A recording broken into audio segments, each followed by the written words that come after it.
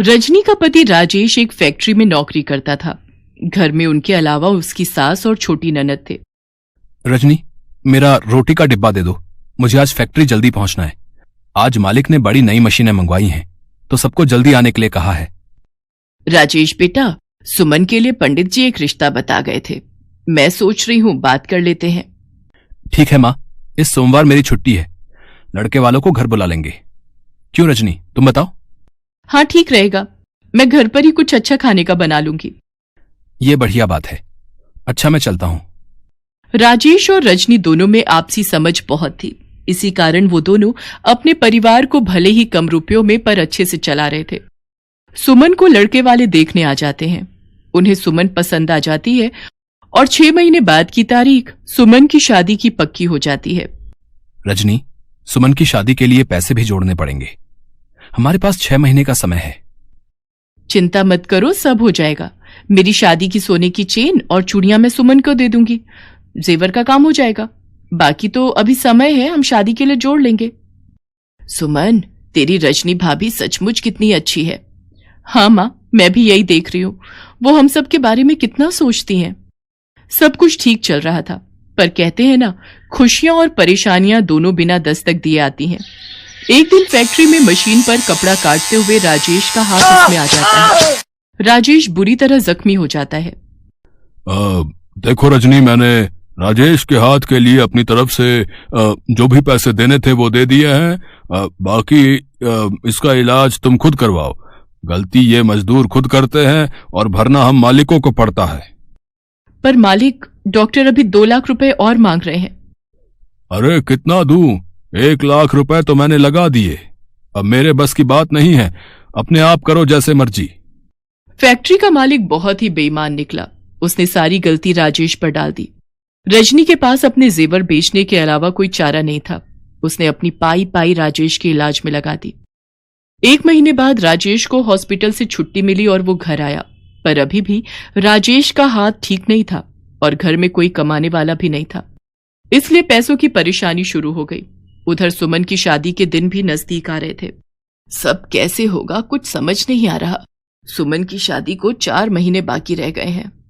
माँ जी, आप चिंता मत करो, जब तक मैं इस घर में हूं, इस घर पर कोई आंच नहीं आएगी। मैं काम करूंगी माँ जी। पर रजनी, तुम क्या काम करोगी? कोई ना कोई काम मैं ढूंढ लूंगी। कोशिश करने से सब काम हो जाते हैं। रजनी रोजाना ही काम की तलाश में घर से निकलती थी। एक दिन चलते चलते उसे प्यास लगी। उसने एक टमाटर सूप की दुकान देखी। रजनी ने वहां से पानी पिया। कुछ देर वो टमाटर सूप बनाने वाले को सूप बनाते हुए देखती रही। दुकानदार गर्म गर्म टमाटर सूप कटोरे में डालता, उसमें ब्रेड के टुकड़े डालता और क्रीम मिलाकर ग्राहकों को बेच रहा था। रजनी को यह काम बहुत ही आसान लगा। ग्राहकों की भीड़ भी सूप की दुकान पर लगी हुई थी। अगर मैं भी टमाटर सूप का ठेला अपने मोहल्ले के पास लगा लूं तो ये सूप बनाना तो बहुत ही आसान है। राजेश अभी कुछ समय और काम पर नहीं जा पाएंगे। मुझे कुछ तो करना ही होगा, आगे सुमन की शादी भी करनी है। सब बातें सोचती हुई रजनी घर आती है और राजेश से इस बारे में बात करती है। राजेश मान जाता है। रजनी के पास उसका मंगलसूत्र रखा था। पहले तो उसे देखकर रजनी की आंखों में आंसू आ जाते हैं, पर वो मजबूर थी। उसके पास पैसे नहीं थे, इसलिए वो एक सुनार को अपना मंगलसूत्र बेचकर 5,000 रुपए ले आती है। उन रुपयों से रजनी सूप बनाने के सारे बर्तन और सब्जियां खरीद लेती है। राजेश एक व्यक्ति को जानता था जो ठेले किराए पर देता था। अब रजनी को बस सूप बनाना शुरू करना था। रजनी सारी तैयारी के साथ भगवान को याद करके अपना टमाटर सूप का ठेला मोहल्ले में लगा लेती है। धीरे धीरे ग्राहक रजनी के ठेले पर टमाटर सूप पीने आने लगे। शुरू में उसकी कमाई थोड़ी होती थी, पर जैसे जैसे रजनी ने टमाटर सूप और स्वादिष्ट बनाना शुरू किया तो ग्राहक बढ़ने लगे। रजनी बहू, अगले महीने सुमन की शादी है। मैं सोच रही थी कि कुछ खरीदारी शुरू कर देते। माँ जी, आप चिंता मत करो, मैंने 5 लाख रुपए की एक कमेटी डाल दी थी। इस महीने मैं वो कमेटी उठा लूंगी, फिर हम आराम से सुमन के लिए जेवर और कपड़े खरीद सकते हैं। बाकी रोजाना की कमाई से भी कुछ न कुछ बचत हो ही जाएगी। रजनी, तुम जैसी बहू पाकर हम सचमुच बहुत धन्य हो गए। तुमने इतनी परेशानियों के बावजूद भी हिम्मत नहीं हारी, बल्कि टमाटर सूप का काम शुरू किया। माँ जी, ये तो आपका और भगवान का आशीर्वाद है जो मेरा काम इतना चल पड़ा। अब आप चिंता मत करो, हम बहुत धूमधाम से सुमन की शादी करेंगे। रजनी ने टमाटर सूप घरों में ऑनलाइन डिलीवर करना शुरू कर दिया। धीरे धीरे रजनी की मेहनत से उसका टमाटर सूप का ठेला चल पड़ा। राजेश की तबीयत में सुधार था, वो भी रजनी की मदद करता था और फिर दोनों ने मिलकर अपना सूप का काम और बढ़ा लिया और पैसे जोड़कर सुमन की शादी भी धूमधाम से कर दी।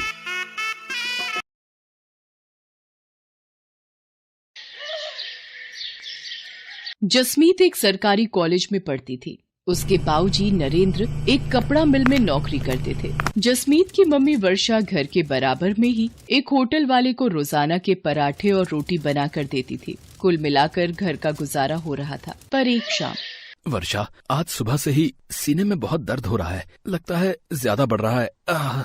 जसमीत जल्दी आ, तेरे बाबूजी की तबीयत खराब हो रही है। बाबूजी क्या हुआ? मैं ऑटो लेकर आती हूँ। जसमीत और वर्षा नरेंद्र को हॉस्पिटल लेकर जाती हैं। डॉक्टर नरेंद्र का ईसीजी करता है और उसमें कुछ कमियां आती हैं। अभी तो मैं कुछ दवाइयां लिखकर दे रहा हूँ। यदि इन्होंने ज्यादा अपने शरीर से काम लिया तो दिल की बीमारी भी हो सकती है और यकीनन आगे चलकर ये हानिकारक है। बाबूजी, अब आप कुछ दिन बिल्कुल काम पर नहीं जाओगे, बस घर पर आराम करोगे।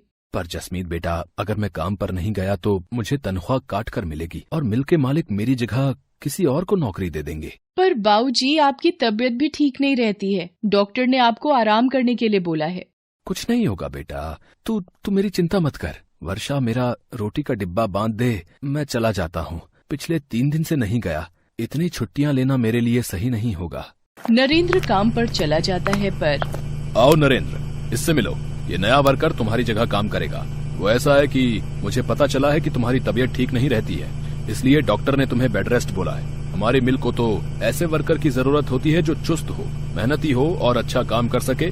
तुम्हारी तबीयत को देखकर मुझे नहीं लगता कि तुम ज्यादा दिन मेहनत के साथ काम कर पाओगे और अचानक भगवान न करे तुम्हें कुछ हो जाता है तो बात हमारे ऊपर भी आ सकती है। तो इसलिए मैं तुम्हारा हिसाब कर रहा हूँ, तो तुम कहीं और काम ढूंढ लो। पर सर जी, एकदम से मेरा काम छूट जाएगा तो मेरे लिए बहुत मुश्किल हो जाएगी। ऐसा न कीजिए सर जी। नरेंद्र, मैं अपने बिजनेस के साथ कोई रिस्क नहीं लेना चाहता। मुझे माफ करो। बाकी ये तुम्हारे 8 दिन के इस महीने के पैसे जो तुमने काम किया था, लो। नरेंद्र निराश होकर घर आ जाता है। वर्षा और जसमीत भी नरेंद्र से सारी बात जानकर बहुत दुखी होती हैं। नरेंद्र अब निराश और परेशान रहने लगा था। इसी कारण उसकी तबीयत और खराब रहने लगी। नरेंद्र ने चिंता में पूरी तरह बिस्तर पकड़ लिया। ये सब क्या हो गया? भगवान, ये कैसा दुखों का पहाड़ टूट गया है हमारे घर पर। मम्मी चुप हो जाओ, प्लीज मत रो। आप ही तो मेरी और बाबूजी की हिम्मत हो। वर्षा, मेरे कारण तुम दोनों भी परेशान हो रही हो। मेरी बीमारी ने तुम्हें भी पैसों के लिए मोहताज कर दिया है। नहीं नहीं, देखो मैं नहीं घबरा रही। अच्छा, आप दवाई ले लो और बिल्कुल चिंता मत करो। जसमीत, जा बेटा, वो दरवाजे पर होटल वाले भैया आए हैं, उनको पराठे पकड़ा दे, मैंने बनाकर रख दिए थे। भैया, अगर 2 टाइम के भी बनवाने हो तो बता देना, मैं बना दिया करूंगी। ठीक है बहन जी, मैं मालिक को बोल दूंगा। अभी तो सिर्फ दोपहर के लिए ही बोले हैं।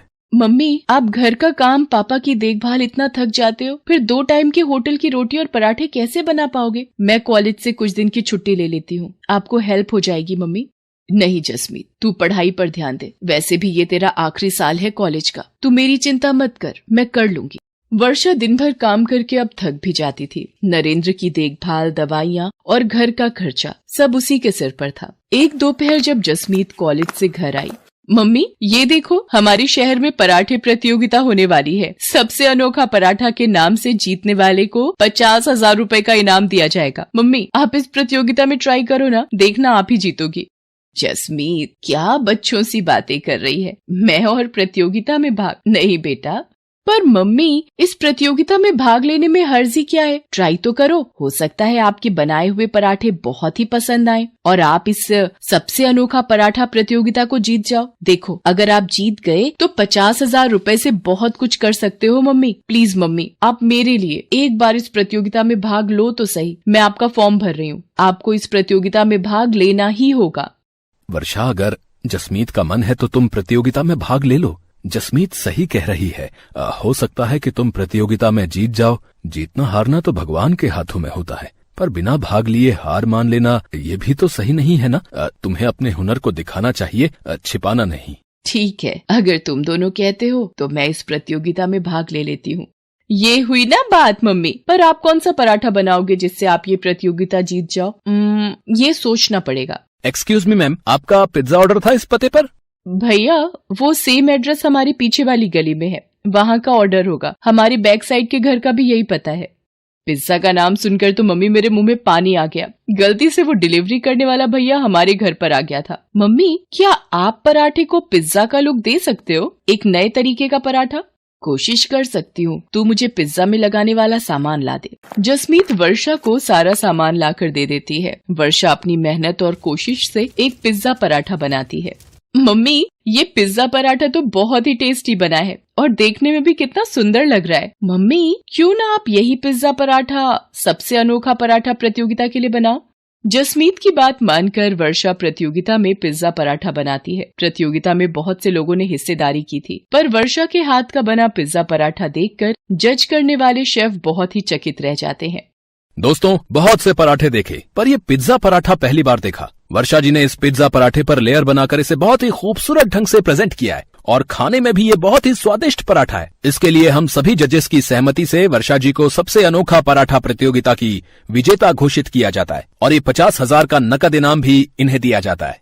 रोहित, एक अनाउंसमेंट मुझे भी करनी है। वर्षा जी ने जिस तरह आज पिज्जा पराठा एक नए तरीके से यहाँ पर प्रस्तुत किया, ये देखकर मुझे काफी प्रसन्नता हुई है। मैं चाहता हूँ वर्षा जी मेरे साथ मेरे अपने कुकिंग टीवी शो में हिस्सा लें और मेरे शो का हिस्सा बने। इसी के साथ तालियों की गड़गड़ाहट के बीच वर्षा की आंखों में खुशी के आंसू आ जाते हैं। वो अपनी बेटी जसमीत को गले से लगा लेती है।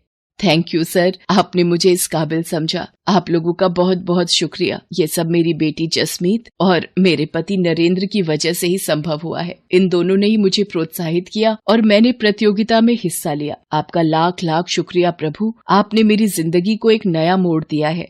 Love you mummy. मेहनत और लगन से व्यक्ति अपने जीवन में बहुत कुछ हासिल कर सकता है और यही वर्षा ने कर दिखाया। धीरे धीरे वर्षा के पिज्जा पराठे की प्रसिद्धि दूर दूर तक फैलने लगी। पिज्जा पराठा के नाम से वर्षा ने एक नया होटल खोल लिया। साथ ही साथ टीवी शो के द्वारा वर्षा के चेहरे को नई पहचान मिली। नरेंद्र भी ये सब देखकर बहुत खुश था। धीरे धीरे उसकी तबीयत में भी सुधार आने लगा था और अब वो और जसमीत दोनों वर्षा के होटल के काम में उसका साथ देते थे। मेहनत और लगन से एक पिज्जा पराठा वाली को सफलता की ऊंचाई पर चढ़ने की नई सीढ़ी मिल गई थी।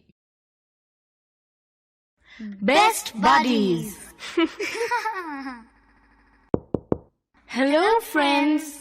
Thanks for watching this video. अगर आपको ये वीडियो पसंद आया है तो प्लीज लाइक, सब्सक्राइब, कमेंट्स करें इस वीडियो पर और हाँ, शेयर करना भी ना भूलें। और भी मजेदार वीडियो देखने के लिए नीचे दिए गए बेल आइकॉन को दबाएं। देखते रहिए बेस्ट बडीज।